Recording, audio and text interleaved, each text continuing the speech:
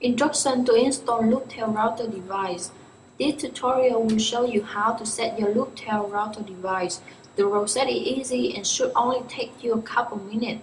When you are done installing, you will be ready to connect to your family and friends all around the world with a very cheap rate offered by us, looptele communication. MTA telephone adapter with built-in router. Let's get familiar with this router device.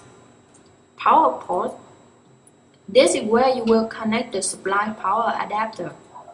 One port. This is where you will connect the MTA device to your broadband modem. LAN port. This is where you will connect the PC or the router. Phone 1 and phone 2. This is where you will connect the phones to the device.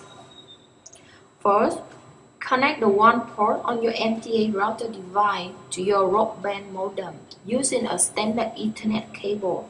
Second, connect the LAN port on your MTA router device to your PC or router using a standard Ethernet cable.